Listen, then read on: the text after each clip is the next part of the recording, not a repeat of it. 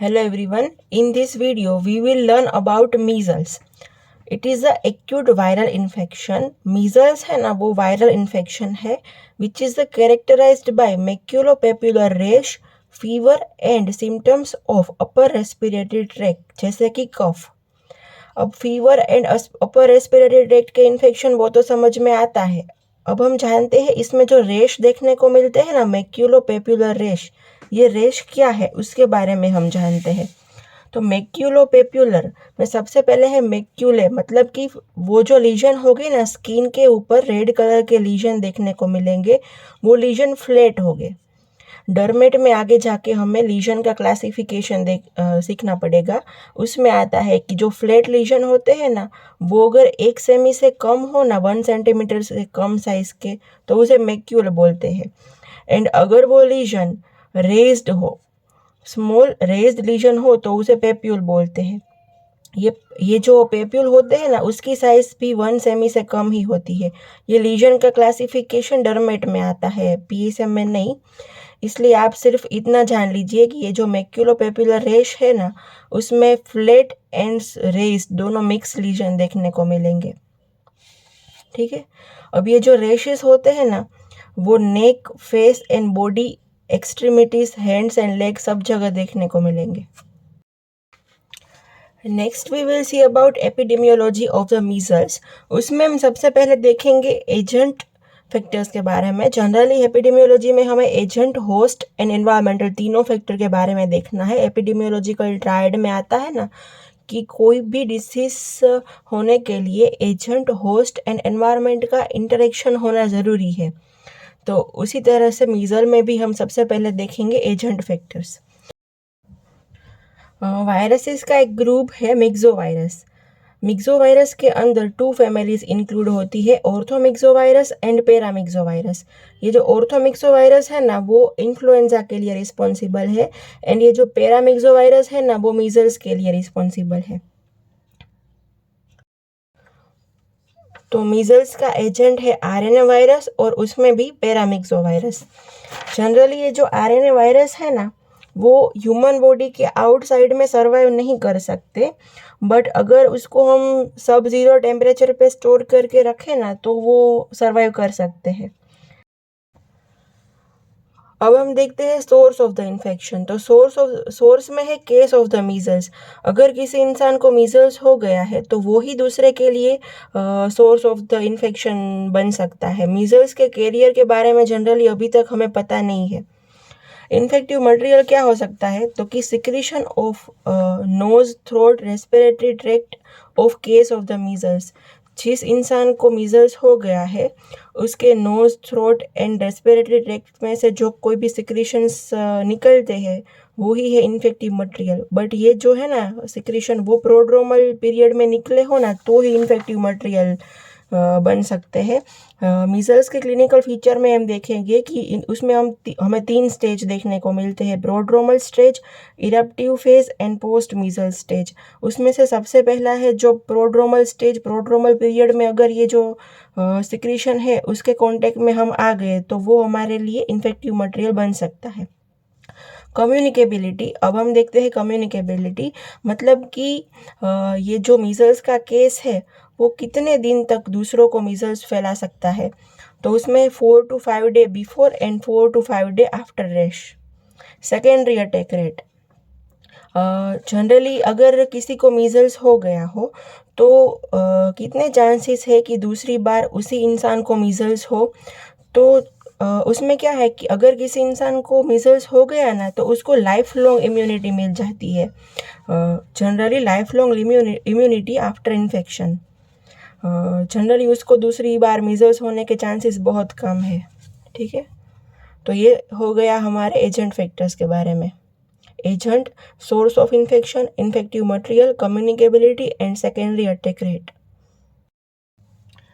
अब हम देखते हैं होस्ट फैक्टर्स के बारे में। तो होस्ट में सबसे पहले तो मीजल्स किन एज ग्रुप को अफेक्ट कर सकता है तो जनरली इन्फेंट एंड चिल्ड्रन में सब को अफेक्ट कर सकता है। उसमें भी अगर स्पेसिफिक देखें तो डेवलपिंग कंट्री में 6 मंथ से लेके 3 ईयर तक के सब बच्चों को इन्फेक्ट कर सकता है। एंड डेवलप्ड कंट्री में देखें तो 5 ईयर से ऊपर के लोगों को भी अफेक्ट कर सकता है। अगर हम जेंडर की बात करें तो मेल एंड फीमेल दोनों को इक्वली अफेक्ट करता है। हाँ, इम्यूनिटी के बारे में देखें तो 1 attack of measles generally give life long immunity. ये हमने सेकेंडरी अटैक रेट में देखा था ना, वही है कि अगर एक बार किसी को मीजल्स हो गया तो लाइफ लॉन्ग इम्यूनिटी मिल जाती है उसको। न्यूट्रिशन के बारे में देखें तो मीजल्स अगर किसी हेल्दी चाइल्ड को हुआ है एंड अगर किसी माल नरिश चाइल्ड में हुआ है तो माल नरिश चाइल्ड में सीवियरिटी बहुत ज़्यादा हो जाती है, कॉम्प्लिकेशन के चांसेस बढ़ जाते हैं। अब हम देखते हैं एनवायरमेंटल फैक्टर्स के बारे में।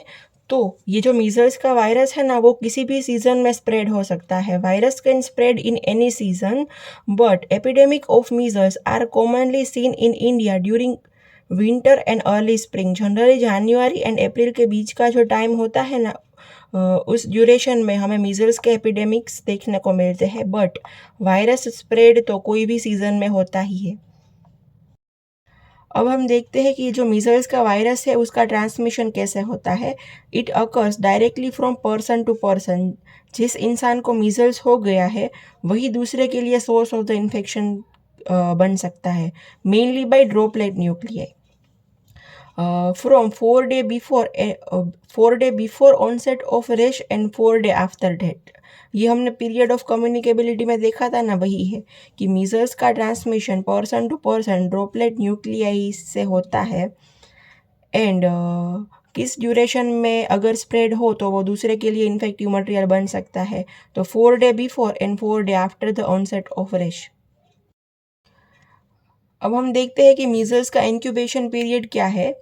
तो मीजल्स वायरस का इंक्यूबेशन पीरियड है 10 to 14 days and measles vaccine induced अगर डिसीज़ है तो उसका इंक्यूबेशन पीरियड है 7 डेज। उसके बाद हमें देखना है कि मीजल्स के क्लिनिकल फीचर्स क्या है। तो क्लिनिकल फीचर्स में वो 3 स्टेज में डिवाइड किया हुआ है। क्लिनिकल फीचर्स हमें 3 स्टेज में देखने को मिलते हैं। सबसे पहला है प्रोड्रोमल स्टेज, उसके बाद है इरप्टिव फेज एंड उसके बाद है पोस्ट मीजल स्टेज। ठीक है, prodromal stage, eruptive phase and post measle stage. First we will see about prodromal stage. तो ये स्टेज स्टार्ट कब होता है, तो कि it begins 10 days after infection and last until day 14th। इसमें क्या क्या देखने को मिलता है, फीवर, कोराइजा, ये क्या है, it is a inflammation of the mucous membrane of the nose, sneezing, nasal discharge, cough, redness of the eyes, lacrimation, photophobia, vomiting, diarrhoea, ये सब कुछ देखने को मिलता है इस स्टेज में। अब प्रोड्रोमल स्टेज में ना हमें स्पेसिफिक टाइप के स्पोर्ट्स देखने को मिलते हैं जिसे हम कोप्लिक्ट स्पोर्ट कहते हैं। It is a table sold crystals appear on the buccal mucosa. ये जो स्पोर्ट्स है वो हमें बक्कल म्यूकोसा में देखने को मिलते हैं। बक्कल म्यूकोसा में भी opposite to first and second molars. अगर ये स्पोर्ट्स प्रेजेंट है ना पेशेंट में तो it is a pathognomonic of the measles. हम सेकेंड स्टेज देखते हैं इरप्टिव फेज। इरप्टिव फेज में हमें रैशेस देखने को मिलते हैं। It characterized by typical dusky red macular और मैक्यूलोपेपुलर रैशेस। इस रैश के बारे में हमने वीडियो के स्टार्टिंग में ही देखा है। Rashes begins behind the ears and spreads rapidly in few hours over a face and neck. Ear के पीछे से ये रैशेस स्टार्ट होते हैं, फ्यू ओवर में फेस एंड नेक तक स्प्रेड हो जाते हैं। उसके बाद it extends down in the body. In 2 to 3 days it progresses to lower extremities. अभी ये रैशेस बॉडी में सब जगह देखने को मिलेंगे। अब जब ये डिसअपियर होंगे तो किस तरह से डिसअपियर होंगे, rashes fades in same order of appearance leaving brownish discoloration. जिस तरह से ये रैश स्टार्ट हुए थे एंड स्प्रेड हुए थे ना, उसी ऑर्डर में ये चले भी जाएंगे। और जब ये रैशेस चले जाएंगे ना तो पीछे क्या छोड़ के जाएंगे, ब्राउनिश डिस्कलरेशन देखने को मिलेगा जहाँ पे रैशेस प्रेजेंट थे वहाँ पे। विच में परसिस्ट फॉर 2 months और मोर। ये जो ब्राउनिश डिस्कलरेशन है वो 2 months या उसे थोड़े से ज़्यादा समय तक देखने को मिलेगा। अब इरप्टिव फेज के पहले का जो स्टेज था हमारा प्रोड्रोमल स्टेज, वो प्रोड्रोमल स्टेज के during and first 2 to 5 days of rashes, यानी कि ये जो इरप्टिव फेज है उसके पहले 2 to 5 डेज में virus is present in tears, nasal and throat secretion, in urine and blood. Prodromal stage में एंड इरप्टिव फेज के स्टार्टिंग के जो 2 to 5 डेज है उस समय के दौरान वायरस जो है मीजल्स का वायरस वो कहाँ कहाँ पे किस किस सिक्रीशन में हमें देखने को मिलेगा, टीयर्स में, नेजल एंड थ्रोट के सिक्रीशन में, यूरिन में, ब्लड में, इस सब सिक्रीशन में प्रेजेंट होगा। अब हमने इरप्टिव फेज में जो रेशेस देखने को मिलते हैं उस रेश के बारे में तो देख लिया। अब हम ये देखते हैं कि ये रेश डेवलप होने का रीज़न क्या है। तो रीज़न ऑफ द रेश क्या है? Interaction of immune T cells with the virus infected cell. Measles के वायरस ने हमारे बॉडी के जो सेल को इन्फेक्ट किया होगा उस सेल के साथ हमारे इम्यून सिस्टम के जो टी सेल है उसका इंटरेक्शन होगा ब्लड वेसल्स में, स्मॉल ब्लड वेसल्स में। ये सेल मीडिएटेड इम्यूनिटी के कारण होता है। तो अगर किसी पर्सन में सेल मीडिएटेड इम्यूनिटी किसी वजह से डिफेक्टिव है तो उसमें हमें रेशेस देखने को नहीं मिलेंगे। अब थर्ड हम देखते हैं post measle stage. Post measle stage में जिस चाइल्ड को मीजल्स हुआ था उसका वेट लॉस होगा एंड बहुत दिनों तक वो जो चाइल्ड है वो वीक रहेगा। मीजल्स की वजह से उसका ग्रोथ रिटार्डेशन भी हो सकता है, उसे डायरिया हो सकते हैं, पायोजेनिक इन्फेक्शंस यानी बैक्टीरियल इन्फेक्शन भी हो सकता है, कैंडिडा का इन्फेक्शन भी हो सकता है एंड अगर उसको पहले पल्मोनरी टीबी था तो उसका रीएक्टिवेशन भी हो सकता है पोस्ट मीजल यानी कि क्लिनिकल फीचर्स के थर्ड स्टेज में। अब हम देखते हैं कि मीजल्स का डायग्नोसिस कैसे करेंगे। जनरली अगर हमें किसी चाइल्ड में, किसी इन्फेंट में ये स्पॉट्स देखने को मिलेंगे ना, कोप्लिक्ट स्पॉट्स, तो हमने देखा था कि ये स्पॉट पैथोग्नोमिक है मीजल्स के लिए। तो अगर ये स्पॉट्स एंड टिपिकल जो रेशेस है उसके वो देखने को मिलेंगे ओरल म्यूकोजा में, ये जो कोप्लिक्ट स्पॉट है वो ओरल म्यूकोजा में, हमने जिस तरह से मीजल्स के रेशेस के बारे में देखा था, मैक्यूलोपेपुलर रेशेस, ये सब कुछ हमें देखने को मिल रहा है अगर किसी चाइल्ड में, किसी इन्फेंट में।